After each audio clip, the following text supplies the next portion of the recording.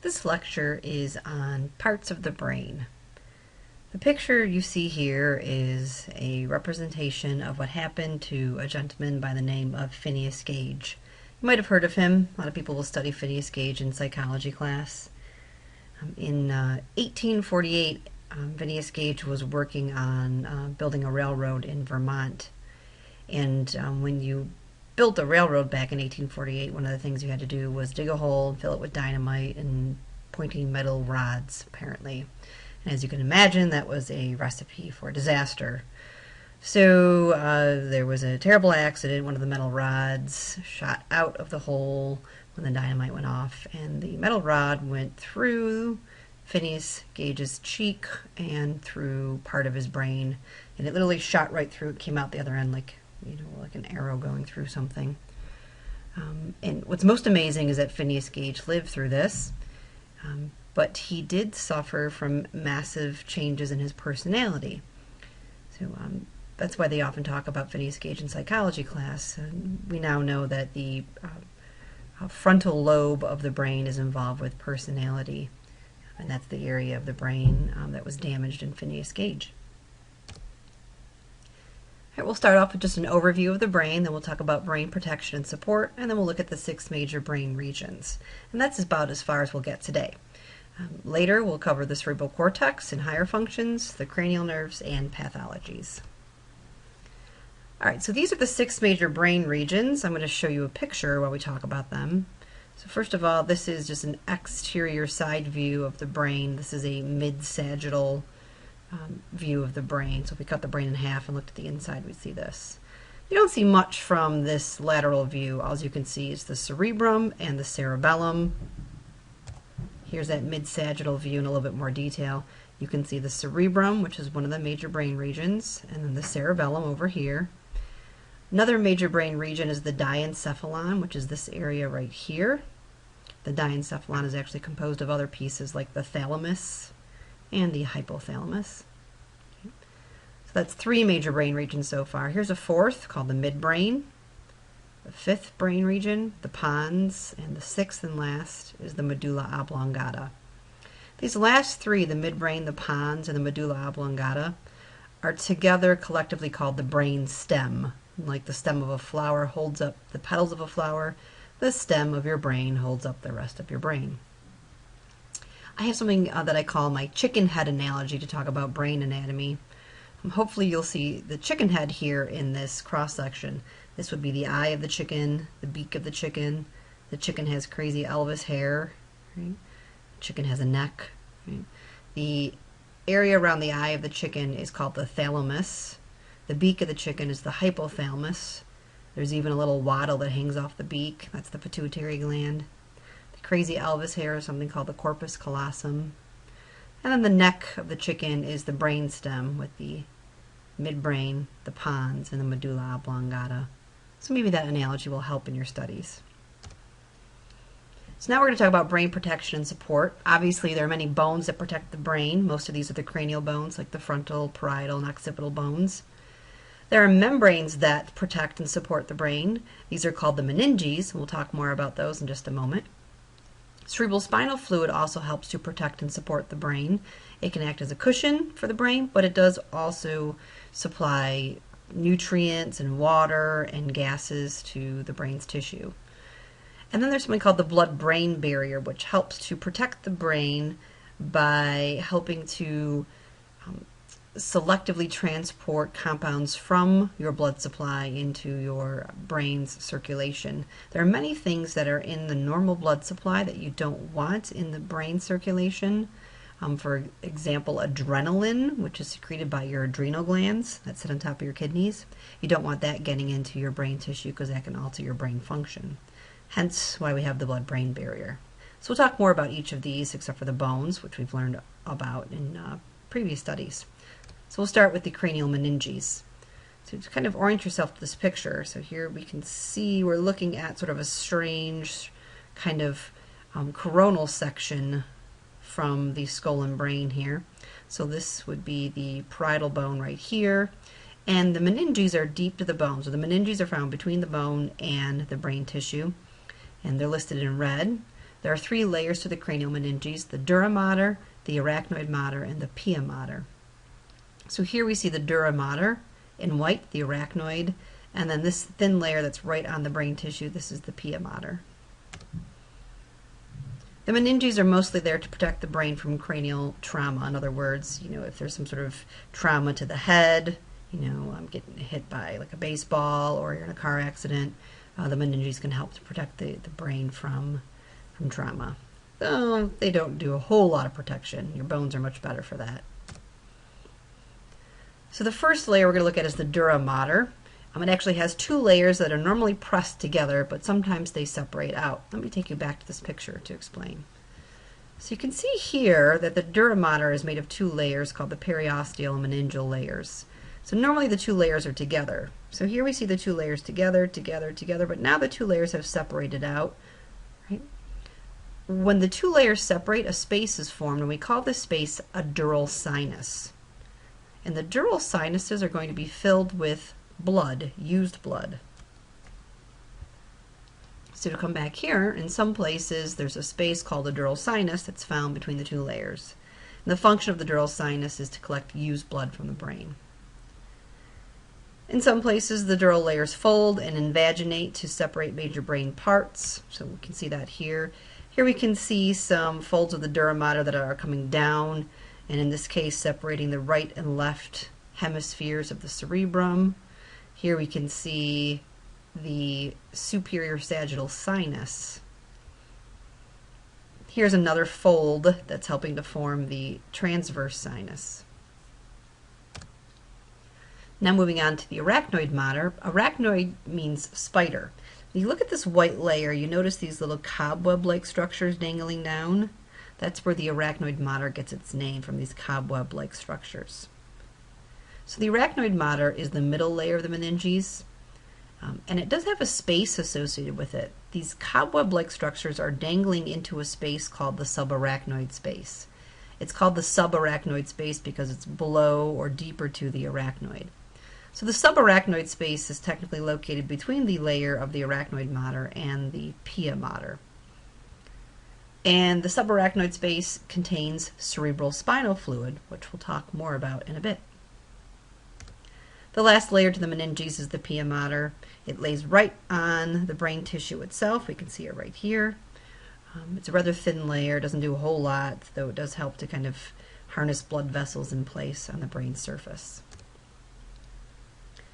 Cerebral spinal fluid is composed mostly of water, like most of our body fluids. It does also contain various ions like sodium, potassium, and calcium, and it contains nutrients like glucose and dissolved gases like oxygen and carbon dioxide. The function of cerebral spinal fluid is to both provide sort of like a cushion to the brain, but it does also help to circulate nutrients and gases throughout the brain. We can roughly separate cerebral spinal fluid into 2 locations, inside the brain and outside the brain. The cerebral spinal fluid that's located inside the brain is located in what's known as the ventricular system, named for the fact that we have these very large lake-like structures in our brains called ventricles that contain cerebral spinal fluid. There are about 4 ventricles in the brain, and they're connected to one another through little rivers that are called ducts or ventricular ducts. Please note that we will also find cerebral spinal fluid inside the spinal cord in the central canal of the spinal cord. We'll talk more about that when we get to the spinal cord later. Cerebral spinal fluid can also be found outside the brain, surrounding all the brain surfaces. And I just mentioned this earlier when we were talking about that subarachnoid space. The subarachnoid space is the space between the arachnoid and pia mater, and it does contain cerebral spinal fluid. The brain very carefully monitors the composition of your cerebral spinal fluid. It knows how much water is in there and how much sodium and how much glucose and how many amino acids. And any changes in cerebral spinal fluid help to alert the brain to changes in the body. So for instance, if your cerebral spinal fluid is suddenly very low on water and high on sodium, that can indicate a state of dehydration.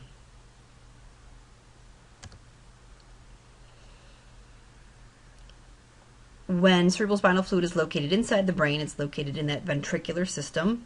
The ventricular system does use ventricles, which are those lake-like structures that contain the cerebrospinal fluid. There are 4 major ventricles of the brain. They're listed as first, second, third, and fourth. The first and second ventricles are also known as the lateral ventricles, and they're located inside each of the cerebral hemispheres. Let me show you this picture.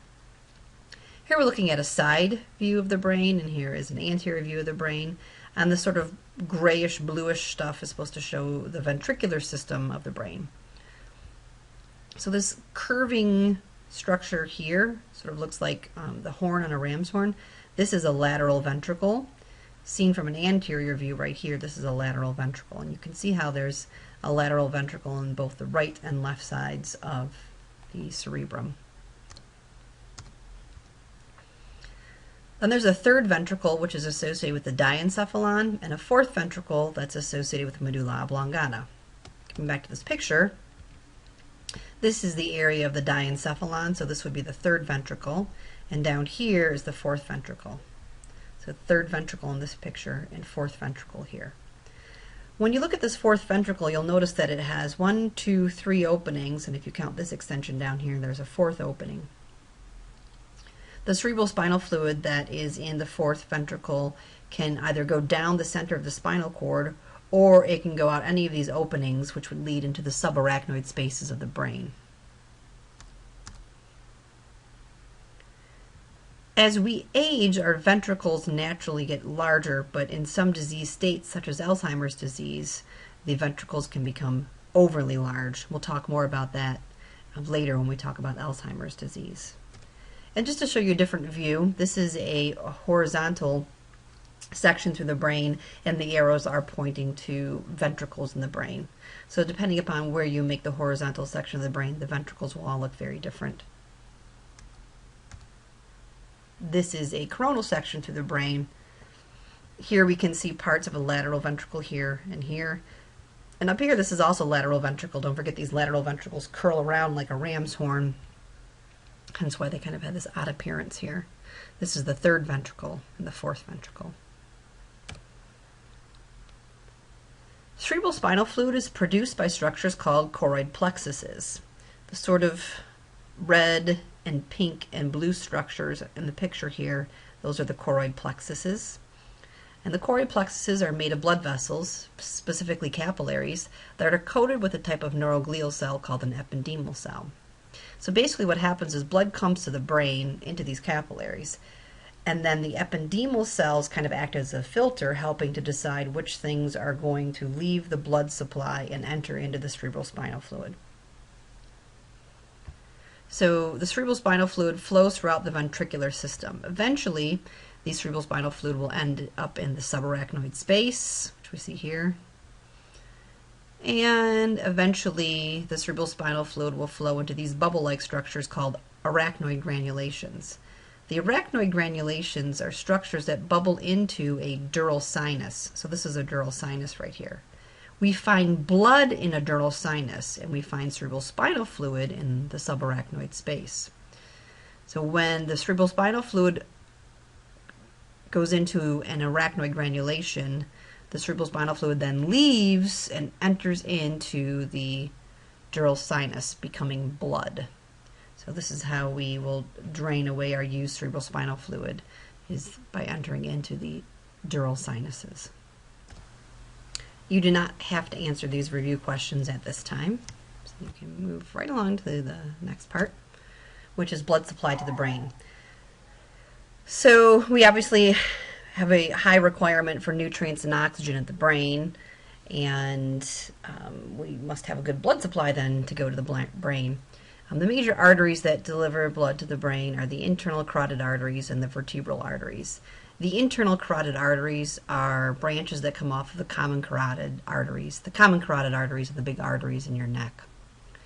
As you can imagine, there are also external carotid arteries. The external carotid arteries tend to deliver blood to like your facial tissue, whereas the internal carotid arteries are delivering blood deep into your head, in other words, to your brain. And the vertebral arteries help to deliver blood to the brain too. If for some reason this blood delivery system is blocked or compromised, then a stroke can occur. A stroke is also known as a cerebral infarction. An infarction occurs when tissue starts to die. And in this case, the tissue is dying because it's become ischemic. Ischemia is when you've had a loss of blood supply to a tissue. And if you lose blood supply to a tissue, the tissue will begin to starve for both nutrients and oxygen. And if it doesn't get those things, it will eventually die. A stroke can be caused by an embolism. An embolism is when you have a clot that forms somewhere else in the body, and the clot broke off and it traveled through the blood vessels and then lodged in and blocked an artery somewhere else. So this could have been a clot that formed, say, I don't know, in an abdominal artery in your abdomen, but then it broke off and traveled all the way to the brain and got stuck right here. And as you can imagine, any of the brain tissue that was being fed by this artery is now going to become ischemic and will stroke. Strokes can also be caused by an aneurysm, which we see down here. With an aneurysm, what's happened is the wall of the arteries become weakened and it balloons out, and it's very, very weak, so it's very susceptible to bursting. And should this artery burst, then the blood will leak out, and obviously if the blood's leaking out of the blood vessel, the blood won't be going to where it's supposed to be going in the brain, and that can result in a stroke also.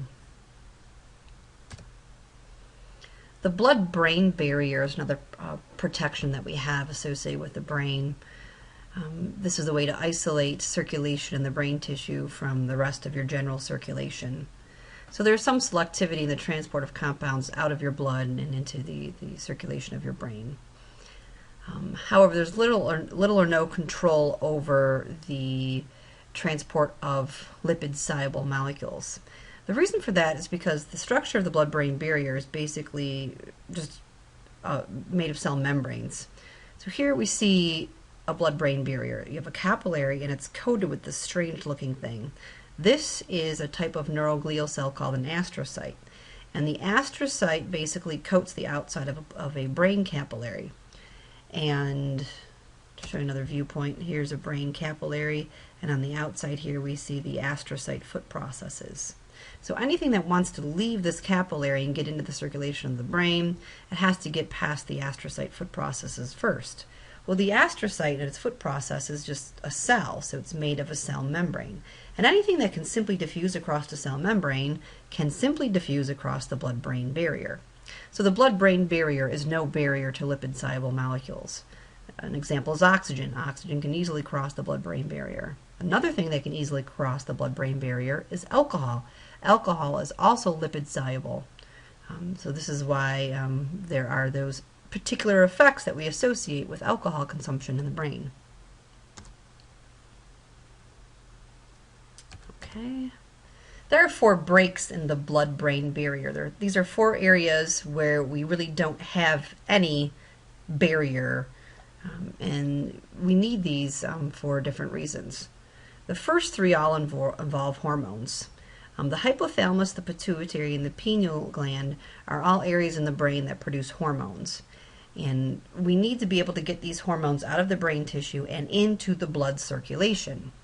And in order to do that, you can't have a large barrier in the way. You can't have this large barrier preventing you from delivering the hormones from the tissue into the blood. So the blood-brain barrier is broken down at those areas. And the last area is the choroid plexuses. These are the areas that produce the cerebral spinal fluid. And again, if we want to be able to have a lot of communication between the blood and the cerebral spinal fluid, then we don't want to have this large barrier. We do have a different kind of barrier at the choroid plexus, though, and that's due to the coating excuse me, of the ependymal cells on the outside of those capillaries. All right, so now we're going to talk about the 6 major brain regions in a little bit more detail. So to review, the 6 major brain regions were number 1, the cerebrum, number 2, the cerebellum, number 3 in purple here, the diencephalon, number 4, the midbrain, 5, pons, and 6, the medulla oblongata. We'll first talk about the brainstem, which is the midbrain, the pons, and the medulla oblongata. So we're going to start at the bottom and work our way up. So we're starting with the medulla oblongata. It's the most inferior part of the brain. It's continuous with the spinal cord below it, but you could also say it's continuous with the pons above it. In terms of its structure, the medulla oblongata contains many nuclei and tracts. And these are probably new terms for us. We've used the word nucleus in many different ways in this class already, and now I'm about to give you another way to use the term nucleus. When it comes to brain anatomy, the term nucleus is referring to a group of neuron cell bodies that are performing a particular function. So in this case, a nucleus would be a group of neurons that might be controlling respiration, or a group of neurons that are controlling your vomiting reflex. Okay. Tracts are basically just nerves, but inside brain or spinal cord tissue. So nerves are strictly peripheral nervous system components. So tracts are the equivalent of a nerve, but in the CNS. So if a nerve is a bundle of axons, then a tract is pretty much the exact same thing. A tract is a bundle of axons, but found in the brain or spinal cord. So we'll see both nuclei and tracts in the medulla oblongata. Many nervous system structures exhibit decussation, which is basically a form of crossover that we'll talk more about later. Basically, you see this crossing over occur within different parts of the nervous system where you have a crossover from a right side to the left side. Like, for instance, the optic nerve for your right eye connects to the left side of your brain, kind of thing. All right, for functions of the medulla oblongata, the medulla oblongata relays information up to higher brain areas and down to lower, well, it shouldn't be lower brain areas, but down to lower areas like the spinal cord. So if we're just relaying information up and down, would that be in nuclei or tracts? Hopefully you guessed tracts there, because a tract is just a bunch of axons delivering information from one place to another. The medulla oblongata also coordinates very complex autonomic functions. A lot of textbooks will say that the medulla oblongata is the main autonomic control center. It has all these different little areas that will control things like cardiovascular function, or control respiratory function, or control vomiting, or control your blood pressure. So would this be nuclei or tracts involved here? And hopefully you guessed nuclei, because you have groups of neuron cell bodies that are controlling a particular function, so that would be a nucleus. To show you a picture of what this might look like, so here we see the medulla oblongata, and each of these little colored areas within the medulla oblongata are a different nucleus controlling a different function. For example, in red, we have the cardiovascular nucleus that controls cardiovascular function, and in purple, we have a respiratory nucleus that's controlling some parts of respiratory function. And you can skip the review for now. Moving on to the pons. The pons is located just above the medulla oblongata. It's located in front of the cerebellum, so you can see the cerebellum here. So just in front of it is the pons. And the pons links the cerebellum with the rest of the nervous system. So it's one of its main jobs, is to help the cerebellum communicate with other parts. In terms of its structure and function, the pons does contain several nuclei and tracts. So it contains groups of neuron cell bodies and axons. The nuclei are processing information that's going to and from the cerebellum, whereas the tracts are relaying information to and from the cerebellum. The pons is also famous for having a respiratory control center. So if you remember, I just said the medulla oblongata helps to control respiration, but so does the pons. They both work together to help regulate respiration. So the pons does contain a respiratory control center that works with the medulla oblongata to regulate respiratory function. Just above the pons, we'll find the midbrain. The midbrain is also known as the mesencephalon. That's sort of an old-fashioned word for it. You don't see too often anymore unless you're studying embryonic origins of different tissues. The midbrain is the most superior part of the brainstem. It has lots of different functions that really aren't related to one another, so it's kind of hard to study the midbrain. So I'm going to mention a couple functions of the midbrain. Probably its most famous function is that it's involved with controlling visual and auditory reflexes. An example of a visual reflex is like when you catch something in the corner of your eye and you automatically turn your head to go look at it. Or for an auditory reflex, if someone starts to whisper, you might automatically turn your ear towards them. So those are examples of visual and auditory reflexes. At the posterior side of the midbrain, you can see these two bumps. That's a structure called the corpora quadrigemina. It's a fun word to say. Kind of sounds like a Harry Potter spell. The corpora quadrigemina is very well developed in non-human animals. So when we do our sheep brain dissection, you will see a very enlarged corpora quadrigemina. The midbrain also has potential to make lots of dopamine, so it can be highly involved with that reward system that we've talked about when we talked about dopamine before. Now we have the cerebellum, which we see here and here. Cerebellum is often called the little brain, or sometimes it's referred to as the vice president.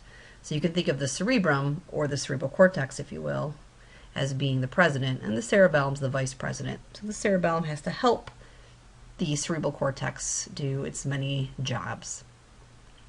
One of the main things that the cerebellum does is it fine-tunes our conscious and subconscious movements. If you think about just the process of walking, it involves the contraction and movement of many different muscles, and those have to be coordinated in a very fine way in order for us to move. But most of that coordination happens at a subconscious level. That's your cerebellum. That's fine-tuning the precision, the accuracy, and the timing of those particular movements. The cerebellum also works closely with your ear to help maintain your sense of balance. So your ear contains the organs involved with sensing things like linear motion and your static equilibrium. And that information is sent from your ear to your cerebellum, and then your cerebellum will use that information to help maintain your equilibrium, which obviously if you want to do any sorts of movements, it obviously helps to know whether or not you're moving and if you're moving in what direction. So it's a rather complex coordination that goes on there. When the cerebellum isn't working right, it can result in muscle incoordination, and this could be due to damage to the cerebellum from trauma, like a car accident, or stroke, like a blood supply was cut off. Or this muscle incoordination could be due to overconsumption of alcohol. We call this condition ataxia. And with ataxia, we just have this reduced ability to control muscles. If you've ever seen anyone who's overconsumed alcohol, you might have noticed this. They can't walk in a straight line, for example. And that's ataxia. The alcohol consumption results in a temporary ataxia, whereas ataxia due to trauma or stroke could be permanent. Next part of the brain is the diencephalon. The diencephalon is actually many brain parts, including the thalamus and the hypothalamus. The thalamus is often said to be the gateway to the cerebrum. If you want to send information to the president, it has to go through someone else first, right? In this case, the someone else is the thalamus. If you want to send information to the cerebrum, it has to go through the thalamus first. So the thalamus is going to filter incoming sensory information, and then it will relay some of that information to the cerebrum. So it gets to decide which things are important enough to make their way to the cerebrum and which sensory bits are not important enough to make its way to the cerebrum. For instance, your body might constantly be sending signals up to your brain saying, you're wearing socks, you're wearing socks, you're wearing socks, you're wearing socks, you're wearing socks. And your thalamus will receive this information and say, you know what? I really don't think we need to be consciously aware of the fact that we're wearing socks. And it won't send that information on to your cerebrum then. So it has to decide which things are important and which things aren't. There is a notable structure of the thalamus called the intermediate mass of the thalamus. It's sort of the eye in my whole chicken head anatomy analogy. The intermediate mass is just a projection of gray matter of the thalamus. It doesn't really have any particular functional significance, but it's a rather obvious structure, so I wanted to mention it. Just below the thalamus, in the beak of the chicken, we have the hypothalamus. The hypothalamus contains many nuclei, shown as colored blocks here, for lots of different functions we'll talk about shortly. Hanging off the hypothalamus is a stalk-like structure called the infundibulum, which connects the hypothalamus to the pituitary gland. All right, the hypothalamus has a lot of different functions. One of them is hormone secretion. So it does produce hormones. Most of those hormones go directly down to the pituitary and exert their effect there. The hypothalamus does help to regulate a lot of different autonomic functions. So the medulla oblongata, as I stated earlier, does regulate a lot of autonomic body activities, but the hypothalamus helps too. The hypothalamus kind of bosses around the medulla oblongata, to be honest. So the hypothalamus can influence heart rate, blood pressure, and gastrointestinal activities like your contractions in your stomach and that sort of thing. The hypothalamus is also said to contain your body's thermostat, so it helps to regulate your body temperature. It also controls your circadian rhythms. It does that along with a lot of other body structures like the pineal gland and the cerebral cortex. The hypothalamus is involved with memory along with other brain structures. And it's also involved with deep-seated drives and emotions, so things like sex and anger and thirst, that kind of thing. Also part of the diencephalon is a gland sort of at the back of the chicken head right here called the pineal gland. And it secretes a hormone called melatonin. And this is a very poorly understood gland and a very poorly understood hormone. Melatonin does seem to be involved with our circadian rhythms, so our day and night cycles. Melatonin levels are highest in our bloodstream at night. So they think that maybe this is the hormone that tells us, okay, it's time to go to sleep. Actually, some companies will sell melatonin supplements as a sleep aid. I'm not saying whether or not they work, or I'm not saying, you should take them or not. I'm just saying that's what some companies do. I want to mention something called the limbic system. The limbic system is actually a functional brain grouping. It's also known as the emotional brain. It involves lots of different brain parts like the thalamus, the hypothalamus, and hippocampus. And they all work together with those deep-seated drives and emotions. So they help to regulate emotional states like hunger, sex, thirst, and anger. And they also are involved with memory too. So all of these purple areas are areas that are part of that limbic system. So you can see there's thalamus and hypothalamus that are involved with the limbic system. There's the structure here called the amygdala that's important for different functions of the limbic system. The hippocampus here is important for memory. They say that the hippocampus stores our short-term memory, and then while we're sleeping, the hippocampus will teach our cerebellum in order for us to store our long-term memory. Here we have a structure known as the cingulate gyrus. It's found just above the corpus callosum, and the cingulate gyrus is part of the cerebellum. It's said to be sort of the brain of the limbic system, so it controls many of the other functions of the limbic system. And the last part of the diencephalon that I'm going to mention are the mammillary bodies. We can see the mammillary bodies here, and you can see them here too. And I only like to mention them because they are named for the fact that they look like breasts. And we will end lecture here.